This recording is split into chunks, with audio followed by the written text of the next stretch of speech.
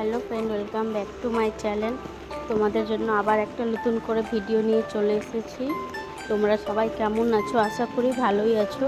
আমিও অনেক ভালো আছি বন্ধুরা। আজকে আমি রুই মাছ বানাবো আর চিংড়ি মাছ একসাথেই বানাবো আলু দিয়ে। আমি মাছটাকে ভালো করে ধুয়ে নিয়েছিলাম লেবু লবণ দিয়ে। ধোয়ার পরে আমি লবণ হলুদ মাছটাতে মাখিয়ে রেখে দিয়েছিলাম। মাছটা লাল লাল করে ভেজে নেব।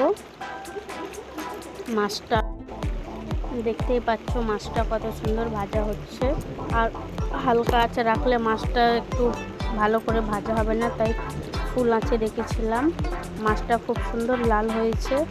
এবার মাছটাকে ভালো করে তুলে নেব। পড়ে যেতে এখন। আমার রান্না কেমন হয় বন্ধুরা কমেন্টে জানাইও। ভালো লাগলে লাইক সাবস্ক্রাইব করে দিও। আর আমাদের এই মালদাতে খুব বৃষ্টি হচ্ছে প্রচণ্ড, তাই জন্য একটু আওয়াজটা একটু শুনতে অসুবিধা হচ্ছে, তো সেটা তোমরা মেনটেন করে নিও। মাছটা আমি দুবারে ভাজছি এখন।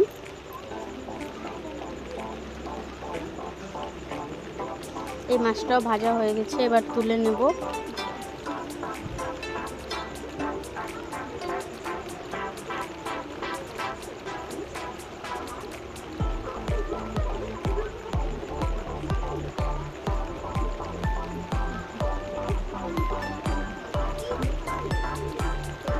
এবার আমি চিংড়ি মাছটাতে হলুদ লবণ লাগিয়ে রেখে দিয়েছিলাম মাখিয়ে, সেই মাছটা আবার ভেজে নেব।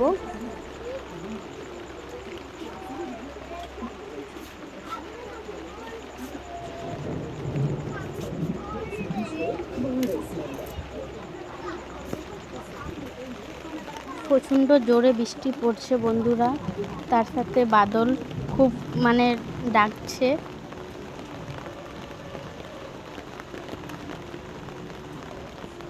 আমি তেল আর চেঞ্জ করব না, আমি এই তেলেই আবার পাঁচফোড়ন দিয়ে আলুটাকে লাল করে ভেজে নেব। এর মধ্যে আমি একটু সামান্য তেল দিয়েছিলাম।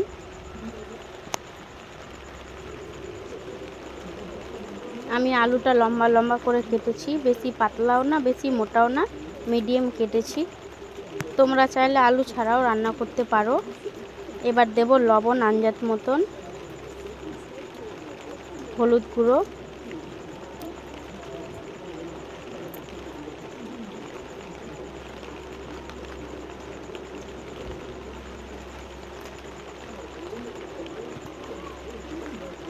আলুটাকে ভালো করে লাল করে ভেজে নেব।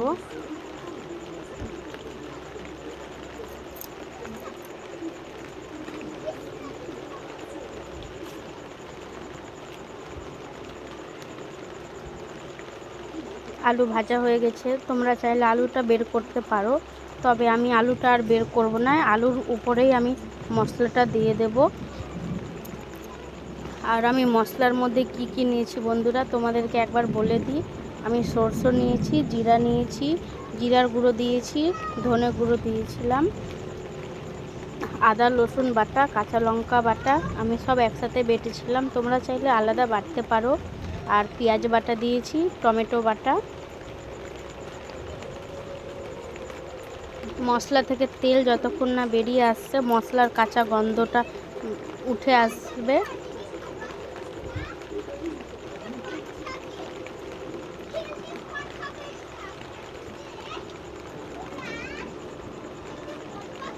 তোমরা চাইলে মশলাতে একটু জল দিয়ে ভাজতে পারো, মশলাটা কাঁচা গন্ধটা থাকবে না।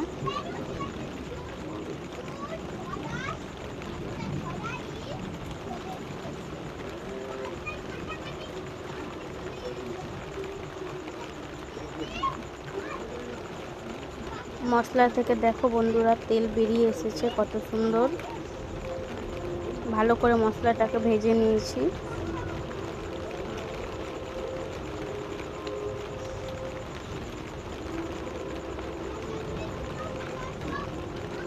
এবার আমি ধনে পাতা দেব কুচি। ধনে পাতা ভালো করে ধুয়ে আমি কেটে নিয়েছিলাম। একটু ধনে পাতা দিয়ে একটু নাড়াচাড়া করে নেব। মশলা থেকে একটু তেলটা বেরিয়ে এসেছে, মশলাও কত সুন্দর ভাজা হয়েছে।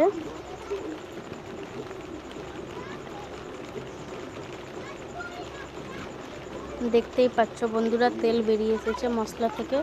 এবার আমি জল দেব, আমি সামান্য অর্ধেক গ্লাসের মতন জল দেব, বেশি জল আমি দেব না। আলু ভাজতে যে আলু সিজে গিয়ে হবে।